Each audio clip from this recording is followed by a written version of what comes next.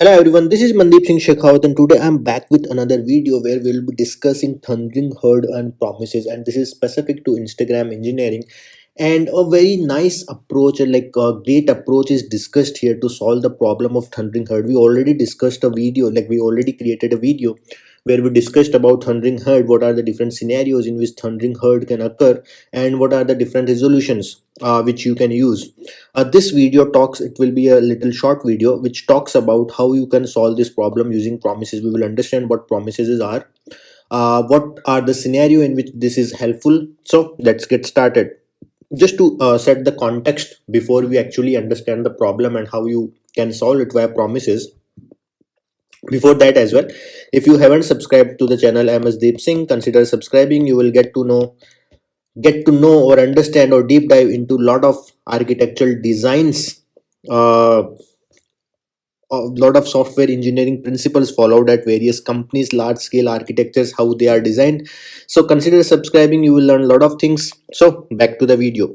Now, as I said, right, before we understand the actual problem, let's set some context.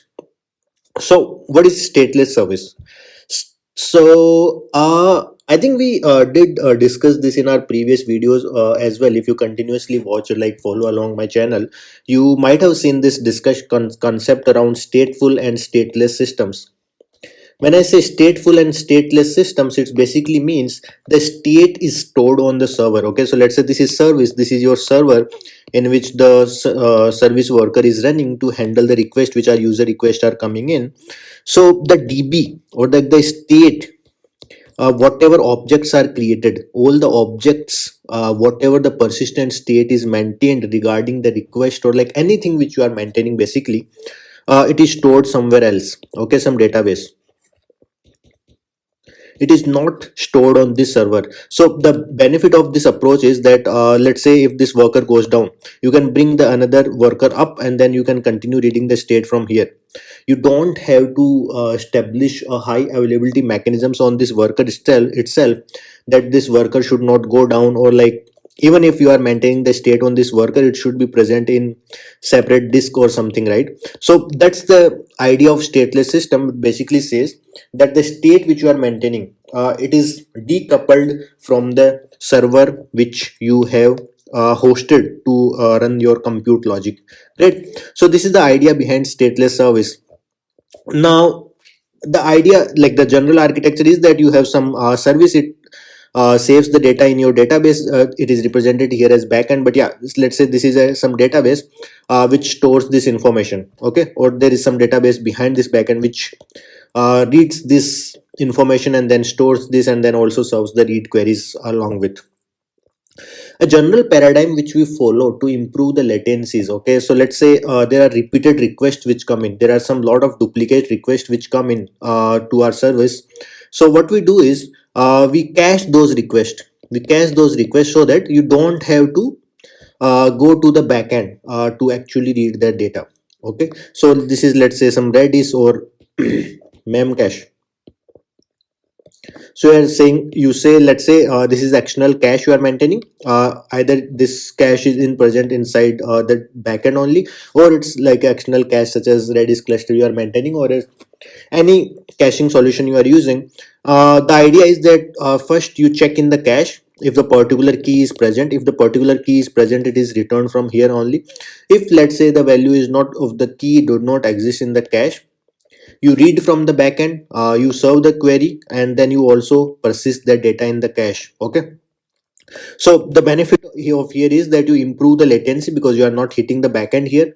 Okay, so the reads from the cache are fast because they are in memory. Another thing is you are also reducing the server resource because not all requests need to be served by the backend. Maximum, or like if it's a read heavy system and the queries are duplicate, much similar to like Instagram or Facebook, where they are very highly read heavy. Okay, data is rarely written but it is very read heavy. So in those scenarios, caching is really a great solution. So it helps in both reducing the API latency as well as it helps in reducing the server resource consumption. Great. If we talk about this high level architecture of this, right, if we take an extended view of this system, what this system looks like, it looks like this. Like, let's say this is your service, there are multiple nodes. Okay, So these are your nodes which this service is running on. These any request, user request which come in on this request. So let's say this is your load balancer.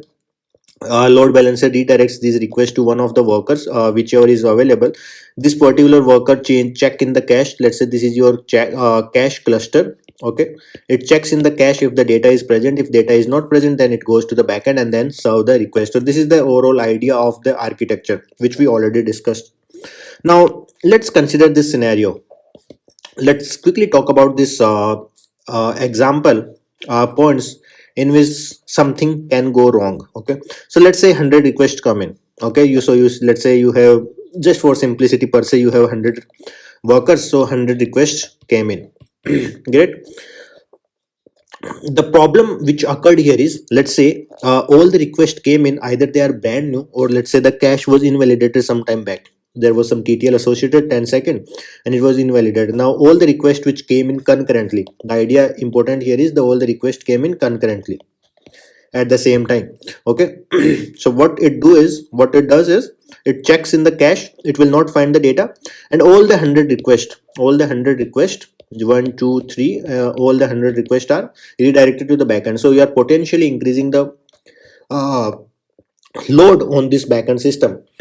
We either you ensure that yeah, this backend can easily handle those 100 requests, but since we introduced cache, right, we had an inherent assumption that let's say 90% of requests are easily served via this cache, and this backend can be at a lower capacity value so that you are not spending too much on the infrastructure. So that's the idea.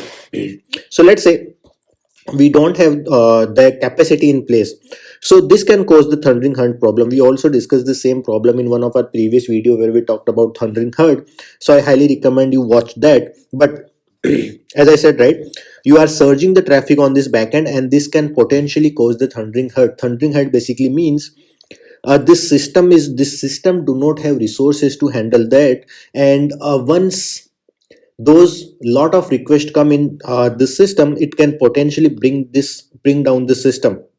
So uh, one more thing which I recommend here is that I have created another video which talks about how you can handle spiky workloads, such as let's say some live event is going on. Okay, cricket match, India versus Pakistan cricket match.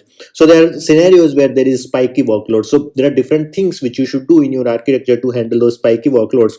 But just to in the context of this problem, let's say we don't have those mechanisms in place which can handle this spiky workload, and since we don't have those mechanisms, those requests came in back and we don't have the capacity, it was not able to auto scale, or like the request came in too quickly, the entire backend went down. So this is the problem of thundering herd. Okay, so we'll try to solve this problem of thundering herd. How we will do it? We will solve it via the help of promises. What do we mean by promise? So promise is basically vada. Okay, promise is basically you say that you will make a promise for now that yeah, I will deliver this data in some time. So the idea is very simple. Okay, what does idea say? Let's say this request came in. Okay, we said that data is not present in the cache. So instead of going directly to the backend, what it will do, first let's say the cache miss happened, cache data is not present here. Great. The second step is before going to the backend, earlier it was directly going to the backend if data was not present. So instead of going directly to the backend, it will go to the cache. Against that cache it will store a promise. This promise represents object, or like which says that the data will be available in some time. Okay, so all the requests which come in later on. Okay. So just to complete this flow, once this promise is stored in the cache, then it will goes to the backend, and once it receives the value from the backend, the value is updated here.